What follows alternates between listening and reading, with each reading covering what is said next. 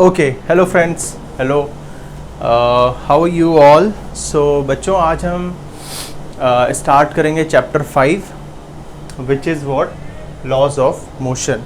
तो चैप्टर 2 में हमने units and measurement, right, significant figures and rounding off figures, इन चीज़ों के बारे में डिस्कस किया। जनरली क्वांटिटीज़ के बारे में डिस्कशन करा। चैप्टर 3 में हमने motion, distance and displacement, 1 dimension. Chapter 4 में 2 dimension, distance, displacement, acceleration, right, ये सब चीज़ें हमने डिस्कस करी। सो चैप्टर 5 में हम एक्सेलरेशन के रीज़न को समझते हैं। What is the reason behind acceleration, what is the reason behind change in velocity और impulsion of velocity, right? So generally the reason is what? Force. The reason is what? Force. So chapter 3 और 4 में हमने acceleration के बारे में तो पढ़ा जो कि force से आती है, but force के बारे में हम डिस्कशन नहीं करें। तो इस चैप्टर में हमें डिस्कस करना है force के बारे में कि what is actual में force, कि acceleration को प्रोड्यूस करने वाला जो force होता है वो क्या चीज़ होता है। तो इस चैप्टर में बेसिकली हम फोर्स के बारे में पढ़ने वाले, और चैप्टर 6 में we will study about work done और power work done which is what scalar quantity. तो वहाँ पर हम एनर्जी के बारे में बात करते हैं, यहाँ पर हम फोर्स के बारे में बात करते हैं, right. Different type of forces के बारे में पढ़ेंगे, ठीक है। सो चैप्टर 4 फोर्स के बारे में जनरली हम पढ़ने वाले हैं। फोर्स कैसे आता है, इंट्रोडक्शन ऑफ फोर्सेस, राइट। फिर फोर्स की मैग्नीट्यूड क्या होती है, value of force, magnitude and types, right. और फोर्स की डायरेक्शन कैसे हम फाइंड आउट करते हैं, direction of force, because we know force is a vector quantity, so it will have direction, it will have direction. So force की direction के बारे में भी हम पढ़ते हैं। तो इंट्रोडक्शन ऑफ फोर्स, फोर्स आता कैसे पिक्चर में, राइट। उसके बाद फिर उसकी मैग्नीट्यूड क्या होती है, वैल्यू क्या होती है, उसका डायरेक्शन क्या होता है, इन चीज़ों को हम डिस्कस करने वाले हैं इस चैप्टर में, ठीक है। सो लेट्स स्टार्ट। सबसे पहले force is what, force is nothing but, force is nothing but it is what, push और पुल, इट इज पुश और पुल which changes the state of rest or motion, right। तो फोर्स एक push या पुल है जो एक बॉडी के स्टेट ऑफ रेस्ट या स्टेट ऑफ मोशन को चेंज करती है। फॉर एग्जांपल, अगर बॉडी रुकी हुई है तो हम फोर्स लगाएंगे तो बॉडी चलने लगेगी, तो स्टेट ऑफ रेस्ट को उसने स्टेट ऑफ मोशन में चेंज कर दिया। अगर बॉडी चल रही है, हमने फोर्स अप्लाई कर दिया, जैसे हम गाड़ी चलाते हैं तो ब्रेक लगाते हैं, तो brake exert force and force exert negative acceleration, that is retardation on a wheel of the car and then it stops. तो स्टेट ऑफ मोशन को हमने स्टेट ऑफ रेस्ट में कन्वर्ट कर दिया, चलती हुई गाड़ी को हमने रोक दी, right. So force, state of rest, state of motion और डायरेक्शन को अगर हमें चेंज करना है, सो डायरेक्शन भी हम चेंज कर सकते हैं, राइट। तो force can change the speed of the body, direction of the body, shape of the body. It can change speed of object, direction of object, direction of object, direction of object and shape of object, shape of object, ठीक है। और बहुत सारे forces होते हैं nature में। Generally force की category 2 types की होती है, contact and non contact force, contact and non contact force, non contact force, right. Contact force मतलब जो कॉन्टैक्ट, दो बॉडी के कांटेक्ट पे आने पे जो फोर्स लगता है दैट इज कांटेक्ट, और विदाउट कांटेक्ट के जो फोर्स लगता है that is non contact force. जैसे फॉर एग्जांपल मैग्नेटिक फोर्स है, तो एक मैग्नेट दूसरे मैग्नेट को अट्रैक्ट करता है बट उनके बीच में कोई फिजिकल कांटेक्ट नहीं होता, right. So that is non contact force. But अगर हम फ्रिक्शन की बात करें तो दो बॉडी के बीच में फ्रिक्शन फोर्स लगता है, तो बॉडी कांटेक्ट में है तो फ्रिक्शन इज कांटेक्ट फोर्स। तो ऐसे बहुत सारे फोर्स हैं, जैसे friction force, reaction force, tension force, spring force, ये सब हम पढ़ने वाले हैं। स्प्रिंग फोर्स चैप्टर 6 में है। ऐसे बहुत सारे फोर्स हैं, non contact force, magnetic force, electrostatic force. ये जनरली टू चार्जेस के बीच में जो फोर्स होता है that is electrostatic force, class 12 में आप पढ़ने वाले हो। और force of gravitational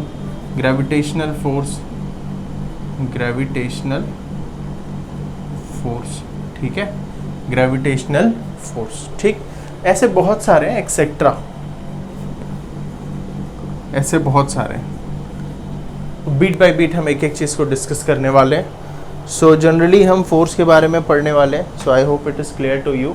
so start करते हैं न्यूटन्स के लॉज ऑफ मोशन से। न्यूटन का बहुत फेमस लॉज ऑफ मोशन है, ठीक है। तो 3 लॉज ऑफ मोशन न्यूटन ने दिए। पहला लॉ, फर्स्ट लॉ, फोर्स के इंट्रोडक्शन को बताता है, फोर्स आया कैसे पिक्चर में।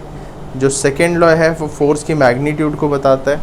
और थर्ड लॉ है फोर्स की डायरेक्शन को इंडिकेट करता है, फोर्स की डायरेक्शन को इंडिकेट करता है ना। आपने सुना भी होगा, every action there is an equal and opposite reaction. It means वो रिएक्शन, अपोजिट रिएक्शन, मतलब एक डायरेक्शन को बता रहा है, इंडिकेट कर रहा है ना। तो न्यूटन के जो 3 लॉ हैं वो फोर्स के अलग अलग पार्ट को बताते हैं। क्या क्या? Introduction of force, direction of force and magnitude of force, ठीक है। इस चैप्टर में हम मोमेंटम के बारे में भी पढ़ने वाले हैं।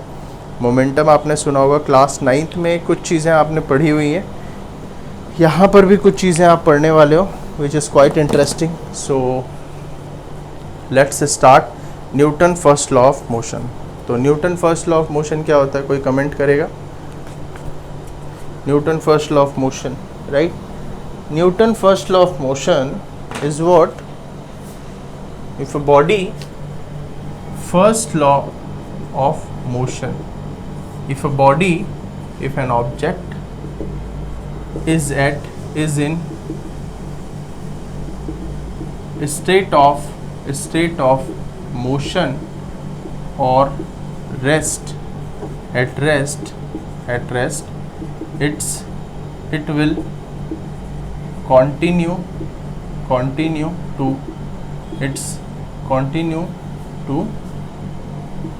same state until and unless an external force applied to it,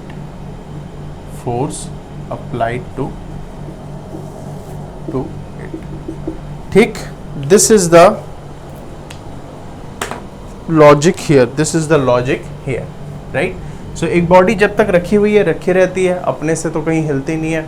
अगर बॉडी चल रही है तो चलते रहेगी जब तक उस पर कोई एक्सटर्नल फोर्स ना लगे। तो अगर हम फुटबॉल को लात मारते हैं और फुटबॉल रुक जाता है थोड़ी देर बाद, तो फुटबॉल में एक फ्रिक्शन फोर्स लगा रही है अर्थ, इस वजह से फुटबॉल थोड़ी देर बाद जाकर रुक जाती है। अगर फ्रिक्शन फोर्स ना हो तो बॉडी कभी ना रुके। अगर ग्रेविटेशनल फोर्स ना हो तो ये पेन कभी गिरे नहीं। अगर मैं इसको फेंक दूँ, जैसे स्पेस में होता है, अगर आप पेन फेंक दोगे तो वो कभी गिर नहीं सकता, क्योंकि कोई भी उसको अपोजिशन नहीं है, कोई भी फोर्स नहीं है, तो उसकी मोशन की स्टेट कॉन्टीन्यूसली मेंटेन रहेगी, ठीक है ना। सो इसे हम लॉ ऑफ इनर्शिया भी कहते हैं, लॉ ऑफ इनर्शिया। अब क्वेश्चन उठता है, इनर्शिया क्या है? What is inertia? Inertia is inherent property, it is inherent internal property, inherent property of body, of object, by virtue of which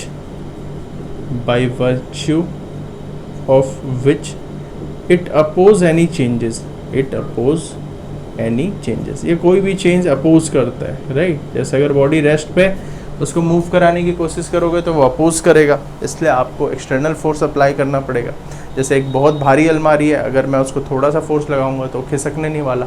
क्यों नहीं खिसक रहा है? क्योंकि इनर्शिया उसके बहुत ज़्यादा है, तो इनर्शिया मुझे अपोज कर रहा है, तो मुझे बहुत ज़्यादा फोर्स लगाकर उस अलमारी को खिसकाना पड़ेगा। तो इनर्शिया एक इनहेरेंट प्रॉपर्टी है जो बॉडी के स्टेट ऑफ रेस्ट और मोशन मतलब चेंज को अपोज करता है। तो inertia is nothing but mass, it is nothing but mass. Inertia is what? Inertia is measure of mass, measure of mass. Inertia generally कुछ नहीं बट मास है ना। If mass is more, mass is more, inertia is more, inertia is more, है ना। अगर जितनी heavy body है वो उतना ही अपोज करेगी अपने चेंज को, है ना। अगर एक बलून है, बलून को मैं हल्का सा फूंक मार दूंगा, बलून खिसक जाता है क्योंकि बलून का इनर्शिया लगभग ज़ीरो है क्योंकि उसका कोई मास है नहीं, बहुत रेयर मास है। लेकिन अगर हैवी ऑब्जेक्ट है उसे मैं थोड़ा टच करूंगा तो वो तो खिसकने वाला है नहीं, इसका मतलब उसका इनर्शिया ज़्यादा है। तो इट मीन्स मास और इनर्शिया सेम चीज़ है लगभग। इनर्शिया से ही मास से ही इनर्शिया आती है, ठीक है। तो फर्स्ट लॉ आपने समझा होगा, इसको हम लॉ ऑफ इनर्शिया भी कहते हैं। तो इसके थ्री टाइप होते हैं। First inertia of rest, inertia of rest. Rest क्या इनर्शिया? जब बॉडी एक रुकी हुई है, अगर उसके हम मूव कराने की कोशिश करेंगे तो वो क्या करेगा? अपोज करेगा, वो कोशिश करेगा मैं मूव ना करूं। Example, it oppose change in state of rest, state of rest, ठीक है। For example, when bus starts we feel push backward, sorry pull backward। जब बस स्टार्ट होती है तो हम पीछे की ओर जाते हैं, है ना। पीछे की ओर हम क्यों जा रहे हैं? क्योंकि बस, हम पहले रेस्ट पे थे, बस हमें आगे की ओर मूव करने की कोशिश कर रही है और हम वापस से पीछे की तरफ जाने की कोशिश कर रहे हैं अपनी ओरिजिनल पोजीशन पे। That is state of rest को हम, चेंज को हम अपोज कर रहे हैं। मतलब यहाँ पर इनर्शिया ऑफ रेस्ट लग रही है कि हम पीछे थे, बस ने स्टार्ट किया हमें और बस चल रही है, हम आगे आने की कोशिश, मतलब बस हमें आगे ले जाने की कोशिश कर रही है और will feel pull towards backwards due to rest, inertia of rest, inertia of rest. और एग्जाम्पल है जैसे जब हम क्लीनिंग करते हैं, cleaning of duster, cleaning of dust, right. जैसे फॉर एग्जाम्पल एक डस्टर है, जब मैं उस डस्टर को मारता हूँ तो उसके डस्ट बाहर क्यों निकलते हैं? That is old inertia of rest. क्योंकि जब हम डस्टर को मार रहे हैं, राइट, तो डस्टर में जो डस्ट है, जो कपड़े में जो डस्ट है, जब हम मारते हैं तो बैक जा रहा है कपड़ा, तो डस्ट वापस से अपने ओरिजिनल पोजीशन को गेन करने की कोशिश कर रहा है इनर्शिया ऑफ रेस्ट की वजह से। वो मोशन को अपोज करता है तो डस्ट क्या करता है? बाहर निकल जाता है। So that is the example, ये आपने पहले भी पढ़ा हुआ है। सेकेंड है inertia of motion, inertia of motion, right. Inertia of motion में it oppose the state of motion, it oppose any change in state of motion, state of motion, in state of motion, ठीक है। Example first,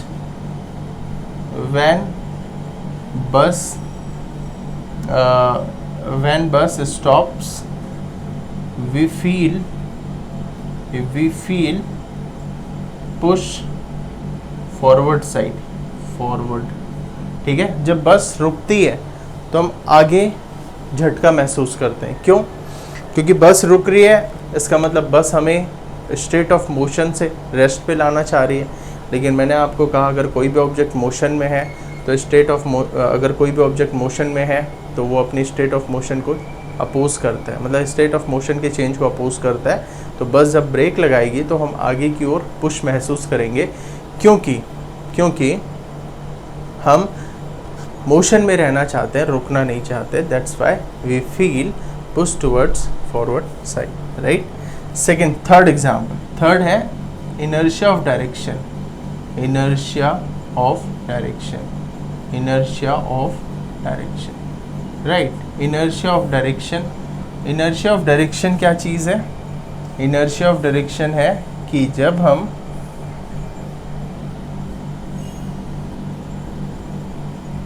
inertia of direction क्या चीज़ है? जब direction change करते हैं, right. जैसे फॉर एग्जांपल बस सीधी जा रही है, बस जब लेफ़्ट को मुड़ती है तो हम राइट की तरफ एक पुल महसूस करते हैं, हम राइट की ओर मूव करते हैं जब बस लेफ़्ट मूव करती है। That is why it is the inertia of direction. Direction के चेंज को भी इनर्शिया अपोज करता है, मतलब बॉडी की मास चेंज ऑफ डायरेक्शन को भी अपोज करती है। वेलोसिटी सेम है, 20 मीटर पर सेकेंड पे ही बस जा रही है, बट डायरेक्शन चेंज हो रही है, उसे भी हम अपोज करते हैं। That is inertia of direction. तो इसका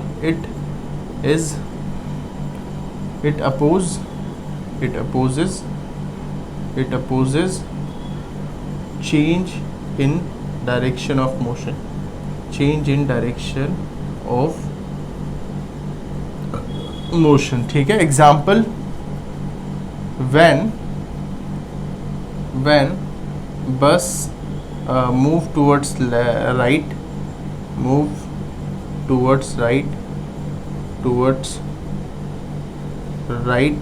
we feel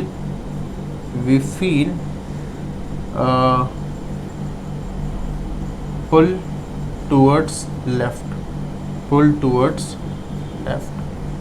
So this is some example of inertia of rest and inertia of motion,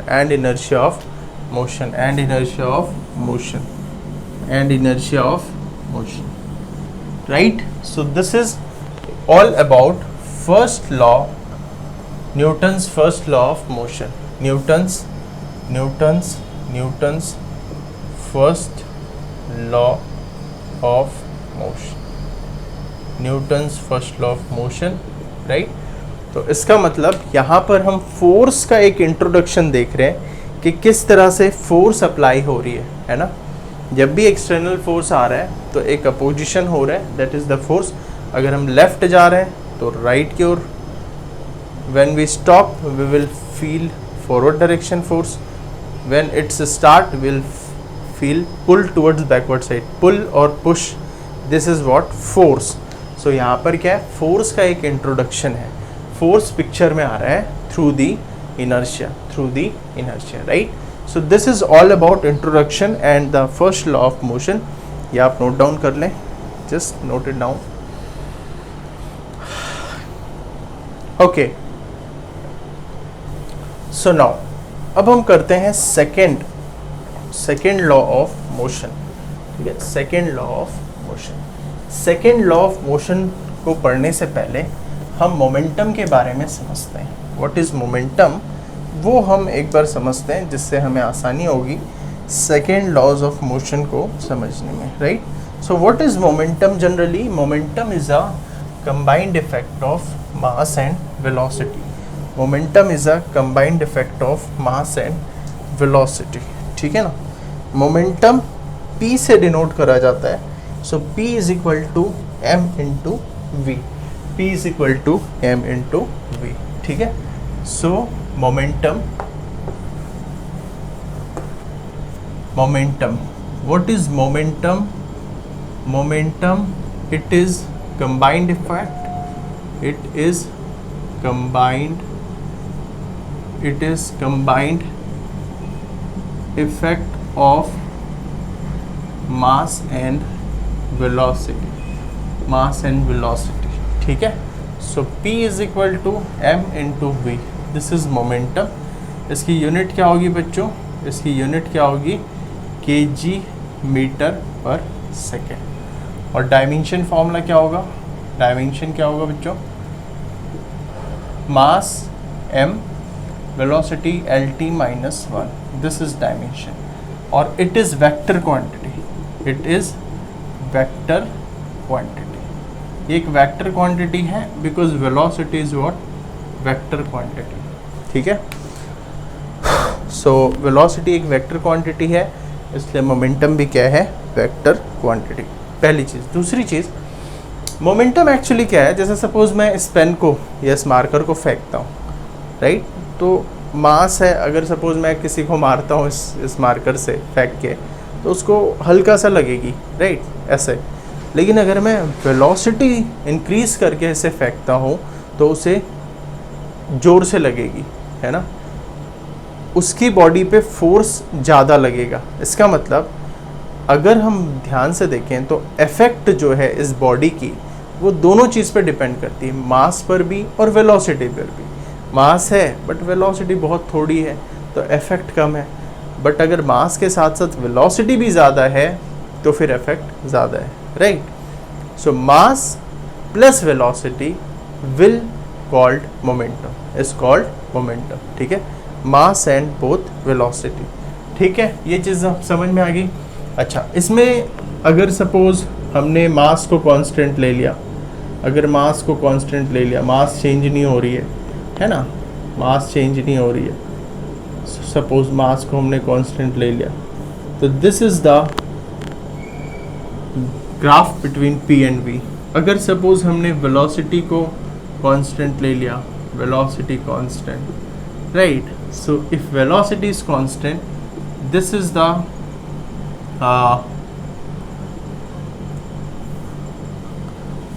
ठीक है। और सपोज हमने अगर मोमेंटम को कांस्टेंट ले लिया, मोमेंटम को कांस्टेंट ले लिया, है ना, तो m is proportional to 1/v।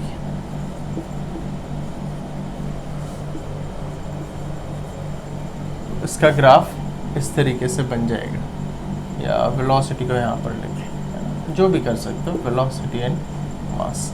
ऐसा होता है जैसे सपोज एक रॉकेट है, रॉकेट का एक मास है m, और रॉकेट को हमने प्रपोल्शन किया, मतलब ऊपर छोड़ा, तो रॉकेट एक कांस्टेंट स्पीड से ऊपर जा रही है। तो यहाँ पर क्या है, दो चीज़ें हैं, mass and velocity. So it is a momentum of rocket mv, right. अब रॉकेट की क्या है, मास चेंज हो रही है। कैसे? रॉकेट के अंदर फ्यूल है और फ्यूल धीरे धीरे बर्न होकर एग्जॉस्ट गैस के फॉर्म में बाहर आ रहा है, ठीक है। तो एग्जॉस्ट गैस के फॉर्म में या स्मोक के फॉर्म में बाहर आ रहा है। तो फ्यूल जैसे जैसे बर्न होगा तो फ्यूल कम होते जा रही है। अगर फ्यूल कम हो रही है तो इस रॉकेट की मास क्या हो रही है, कम हो रही है, बट वेलोसिटी सेम है, रॉकेट सेम वेलोसिटी से मूव कर रहा है ऊपर की डायरेक्शन में। तो इस केस में क्या है, वेलोसिटी सेम है बट मास चेंज हो रही है, ठीक है। कई जगह पर जैसे ये पेन अगर मूव कर रहा है, एक्सेलरेशन a है, तो वेलोसिटी चेंज हो रही है बट मास कांस्टेंट है। तो कई जगह पर मास कांस्टेंट रहता है, कई जगह पर वेलोसिटी कांस्टेंट रहता है, कई जगह पर मोमेंटम कांस्टेंट रहता है।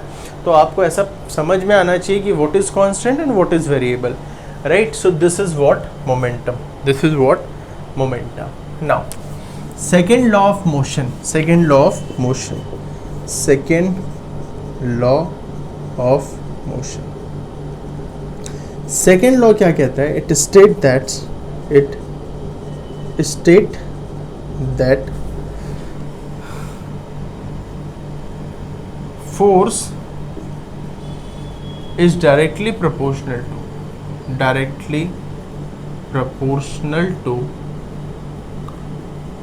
rate of change in momentum, rate of change in momentum, ठीक है, rate of change in momentum. So I hope आप लोगों को ये चीज़ें समझ में आ रही है। इसको अच्छे से समझें, प्रैक्टिस करें और इसको शेयर करें जिन भी बच्चों को ज़रूरत है, not for all.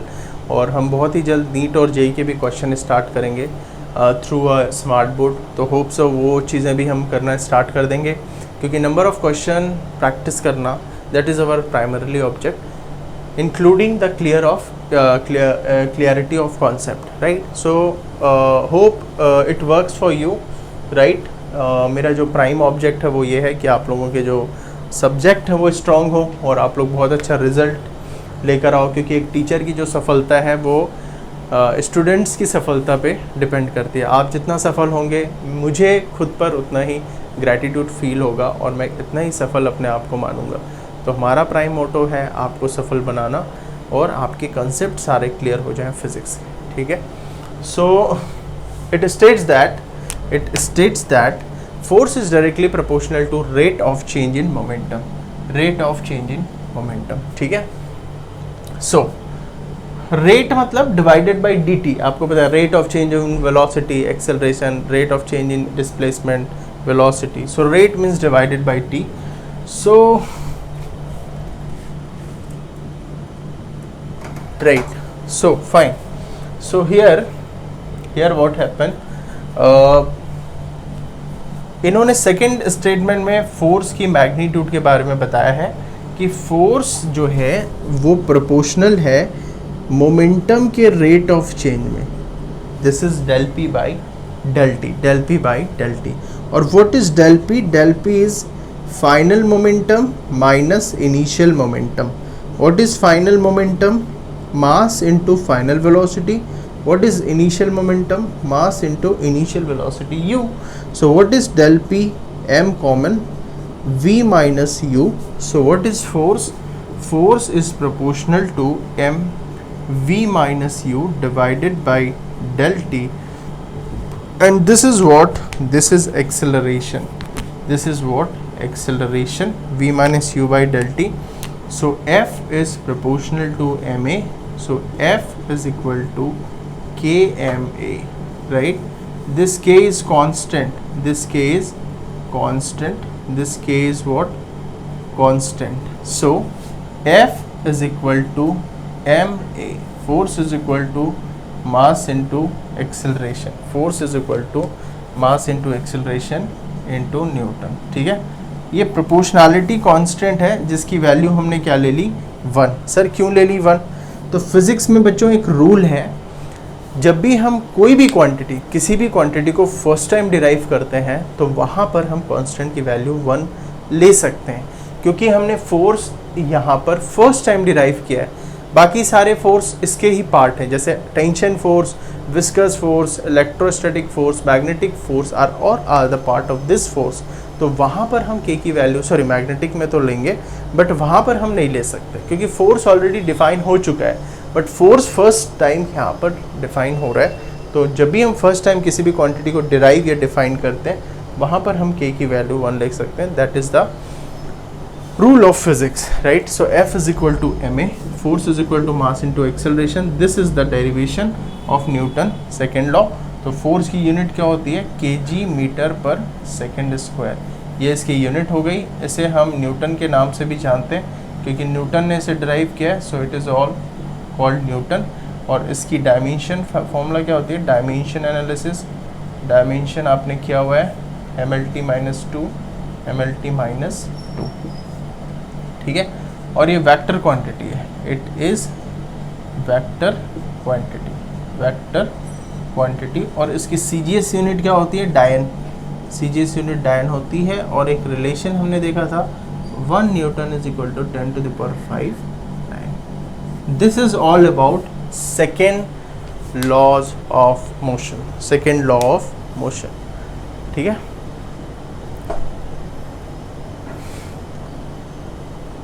fine.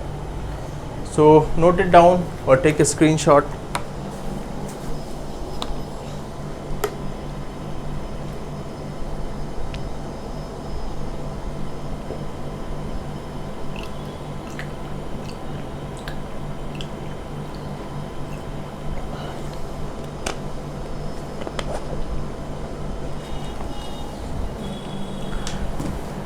Okay, so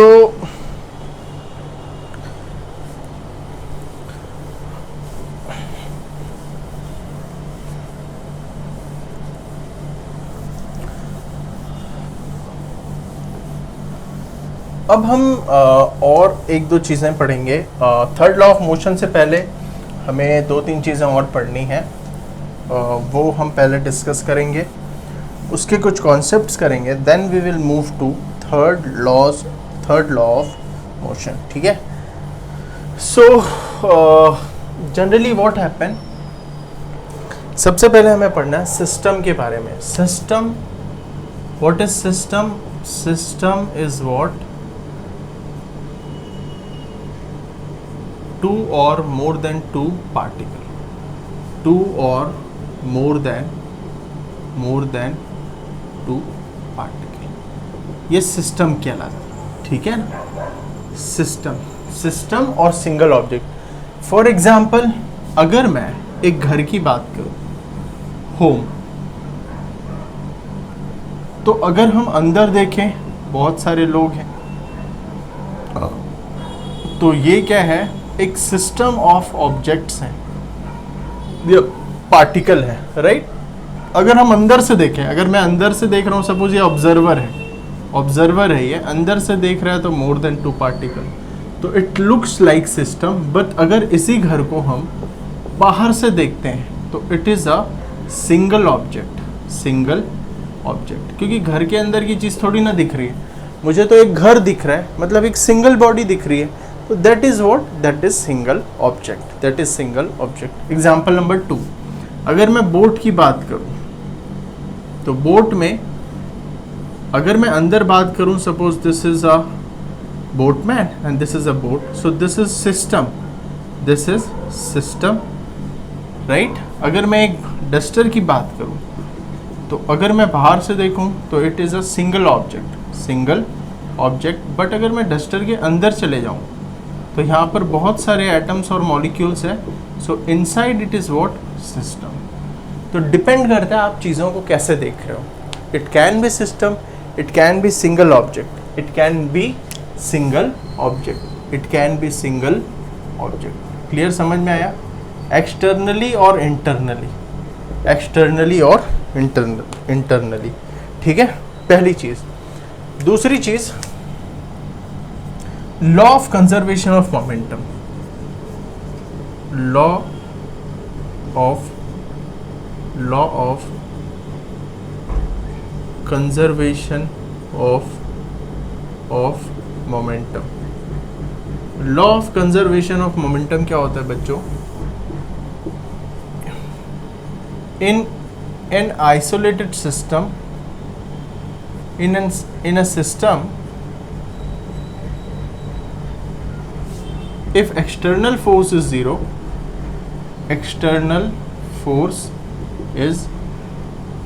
zero, then change in momentum, initial momentum is equal to final momentum,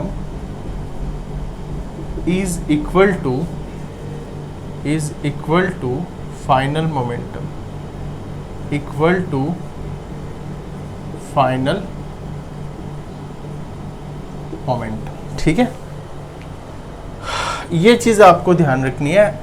When in a system, if external force is zero, then initial momentum is equal to final momentum, or we can say change of momentum is zero.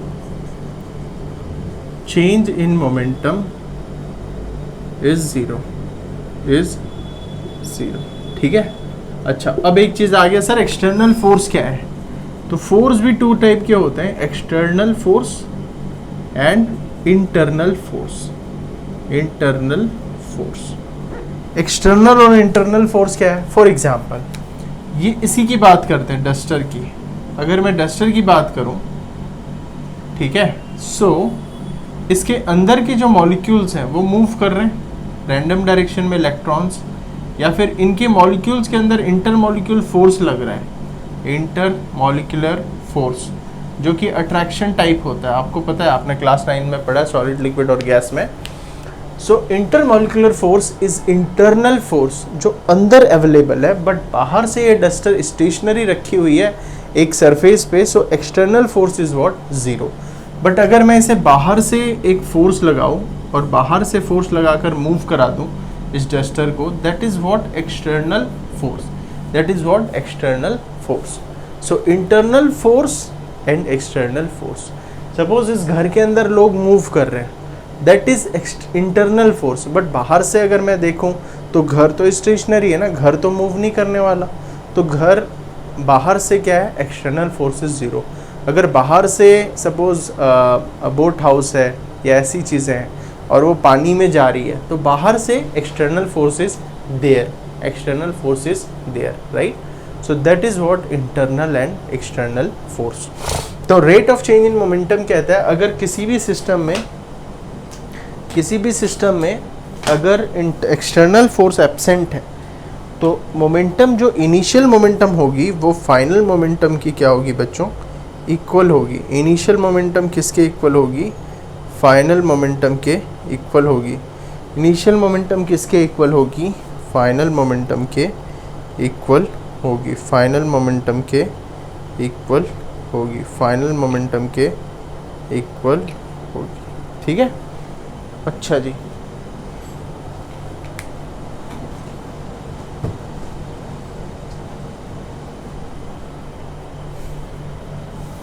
Okay चलो start करते हैं। जैसे for example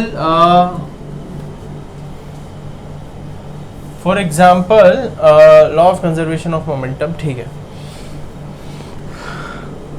तो P initial is equal to P final, या फिर यूं कहें कि del P is equal to 0 when external force is what 0, when external force is what 0, ठीक है। ये इसके कुछ एग्जांपल्स हैं, जैसे example number one is what,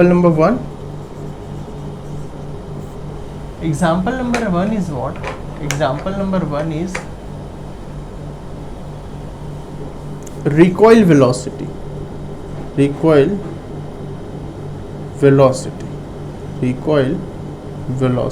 for example एक गन है, this is the system of a gun and bullet, इसके अंदर एक बुलेट है, this is bullet. So small m is a mass of bullet, और let it be mb is mass of bullet, mg is mass of gun, या let it be capital M is mass of bullet, small m is mass of bullet, and capital M is mass of gun, this is mass of gun, ठीक है। So what is initial momentum of system? P1 plus P2, दो है ना इस system में, दो object है, P1 plus P2, mass of bullet into velocity of bullet plus mass of gun into velocity of gun, right? Or we have to take initial velocity ug and ub, initial velocity, क्योंकि initial momentum में initial velocity, this is what initial momentum। अच्छा, क्योंकि velocity 0 है, it is in stationary condition, so m into u 0 plus 0, so what is p initial 0, ये है P initial, ठीक है। अच्छा, P final, what is P final? P1 plus P2, mass of bullet into velocity of bullet plus mass of gun into velocity of gun, this is final momentum, this is what final momentum, ठीक है जी। अब according to law of conservation of momentum, as per law of conservation of momentum,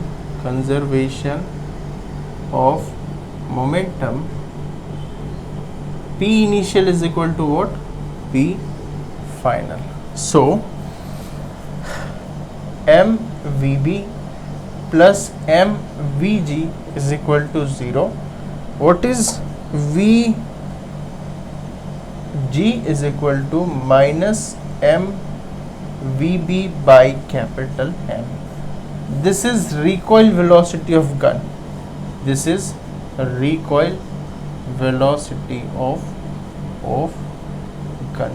ठीक है, this is recoil velocity of gun. So minus sign बता रहा है कि जो गन है वो बैक साइड रिकॉइल होगा, बैक साइड मूव करेगा, राइट। और होता भी है, जब हम गन चलाते हैं तो gun backward, we will feel backward recoil velocity, right. और this is the magnitude of velocity m into M B by capital M। So इससे हम recoil velocity of gun find out कर सकते हैं, right. Just note it down. So ऐसे बहुत सारे example हैं, right. For example, boat, man and boat, example number 2, man and boat ले लेते हैं, man and boat। Suppose एक still water है, ये still water, और एक man एक boat में खड़ा हुआ है, ये ठीक है। और ये है कि अभी इनिशियल वेलोसिटी मैन मास m, boat mass capital M, ठीक है। What is initial momentum? Mass of man into initial velocity of man mass of boat, initial velocity of boat, because all things are stationary, all are stationary. P initial is equal to 0 plus 0, P initial is what 0. what is P final? तो अगर suppose man यहाँ पर jump कर देता है, jump करता है man यहाँ पर जंप कर देता है, तो क्या होगा, बोट पीछे भी जाएगी, पीछे जाएगी बोट. अगर मैन v वेलोसिटी से जंप करेगा सो बोट पीछे की ओर क्या होगी, जाएगी, ये आपको पता है, पीछे की ओर जाएगी, राइट, बैकवर्ड मोशन करेगी. So what is that velocity, backward velocity of boat, what is that velocity? Suppose ये 20 मीटर पर सेकेंड या किसी एक पर्टिकुलर वेलोसिटी से जंप कर रहे हैं, तो P final is equal to mass of man, velocity of man, plus mass of boat, velocity of boat. So as per law of conservation of momentum, law of conservation of momentum, P final is equal to P initial.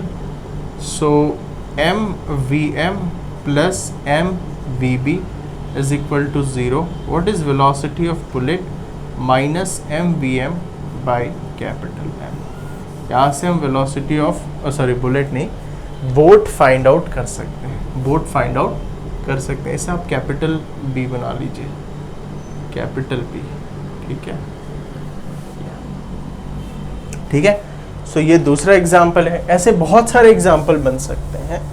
Rocket का propulsion भी momentum of change पर depend करता है, ठीक है ना. Example number 3, for example एक हमने शेल फेंका है ना, तोप शेल फेंका और इसकी वेलोसिटी मास m है और वेलोसिटी इनिशियल मान लीजिए इसकी u है, ठीक है. तोप जा रहा है, तोप हमने फेंका है और अचानक से तोप ब्लास्ट हो गया 2 टुकड़ों में. तो एक तोप का गोला इस तरफ, दूसरा इस तरफ, इसकी मास m1, velocity v1, mass m2, velocity v2. So what is, अच्छा, इसका जो मोमेंटम का जो पाथ है वो कंजर्व्ड रहेगा, मतलब इनकी वेलोसिटी चेंज हो जाएगी, बट इनका जो सेंटर ऑफ ग्रेविटी की वेलोसिटी है, आप चैप्टर 8 में सेंटर ऑफ ग्रेविटी अच्छे से पढ़ोगे, जिसे हम सेंटर ऑफ मास भी कहते हैं, उसका जो पाथ है वो कंजर्व्ड रहेगा, उसका पाथ चेंज नहीं होला, क्योंकि डायरेक्शन वाइज भी मोमेंटम कंजर्व्ड रहती है और मैग्नीट्यूड वाइज भी. That is very important, right. अभी हमने यहाँ पर डायरेक्शन की बात नहीं करी थी, तो डायरेक्शन भी सेम रहेगी उस पार्टिकल की. मतलब अगर हम ध्यान से देखें तो ये इसी डायरेक्शन में जा रही है, तो इसका जो मोमेंटम का जो सेंटर है इन दोनों मासेस का, वो ऐसे जा रही है, ठीक है. और यहाँ पर जैसे initial momentum mu, final momentum m2 m1 v1 plus m2 v2. So P initial is equal to P final. Initially केवल एक बॉडी थी और अब 2 बॉडी हो गई, तो what is mu is equal to m1 v1 plus m2 v2. यहाँ से हम अगर बाकी सारी क्वांटिटी दी हुई है और v2 पूछा हुआ है तो v2 फाइंड आउट कर सकते हैं, है ना, कुछ भी फाइंड आउट कर सकते हैं. कहने का मतलब ये है. तो ऐसे कई सारे एग्जाम्पल बन सकते हैं. इसके छोटे छोटे क्वेश्चंस भी बनते हैं, इसके छोटे छोटे क्वेश्चंस भी बनते हैं. इसी चीज़ में आपको अब क्वेश्चन बना देगा कि बोट है 80 kg, मैन है, बोट है 100 kg, मैन है 40 kg, मैन इतनी वेलोसिटी से जंप कर रहा है, find the velocity of boat. इस फॉर्मूला को यूज़ करना. ऐसे गन में दे देगा, बुलेट है 5 ग्राम, गन है 1 kg, अगर बुलेट इतनी वेलोसिटी से फायर की गई, what is the recoil velocity of वो. इससे क्वेश्चन आ जाएगा. एक 100 kg का शेल है, वो 250 मीटर पर सेकंड से जा रही है, वो अचानक से फट गई और एक मास गिर गया, रेस्ट पे आ गया. दूसरे मास की वेलोसिटी बताइए और दोनों मास का मास दे रखा है, राइट. जैसे 30 kg और 70 kg, ऑब्वियसली एक अगर 30 kg होगा तो दूसरी 70 kg होगी. तो इस तरीके से इसी में क्वेश्चंस बन सकता है. I hope you can able to do the questions. तो इनके क्वेश्चंस करें, बाकी इनके हम क्वेश्चंस प्रैक्टिस भी करेंगे नेक्स्ट क्लास में. सो आज के लिए इतना काफ़ी है. Law of conservation of momentum देखा, न्यूटन फर्स्ट लॉ देखा, न्यूटन सेकेंड लॉ देखा. फर्स्ट लॉ में इनर्शिया के बारे में पढ़ा, बहुत आराम से चीज़ों को क्लियरली समझा, राइट. आपको हर चीज़ें देखनी है, स्किप मत करना. अगर आपको लगता है वीडियो थोड़ी स्लो है तो क्योंकि एक्सप्लेन करना वो very important. You can increase the speed to 1.5 or 1.25 and you can see all the concept, right? पहली चीज़। और बाकी नेक्स्ट क्लास में हम impulse, Newton third law of motion पढ़ने वाले हैं, और Newton third law of motion से रिएक्शन आ जाएगा पिक्चर में, टेंशन आ जाएगा, इक्विलिब्रियम ऑफ फोर्सेस हम पढ़ने वाले हैं, कैसे बॉडी में अगर फोर्स लग रहे हैं और बॉडी स्टेशनरी है तो इक्विलिब्रियम ऑफ फोर्सेस क्या चीज़ होती है, वो सब चीज़ हम पढ़ने वाले हैं। So I think it's very clear to you. फिर से कहता हूँ, अगर आपका कुछ लक्ष्य है लाइफ में, अगर आपने कुछ सोचा हुआ है, अगर आपको कुछ बड़ा करना है तो अच्छे से पढ़ाई करिए, इधर उधर की चीज़ों में ध्यान मत देना। स्टैंडर्ड बुक क्वेश्चंस की प्रैक्टिस और मेरी गाइडलाइंस, अगर कोई डाउट है तो you can ask me, join our Telegram channel, messages, right. So आज के लिए इतना ही, until next time, take care, bye bye.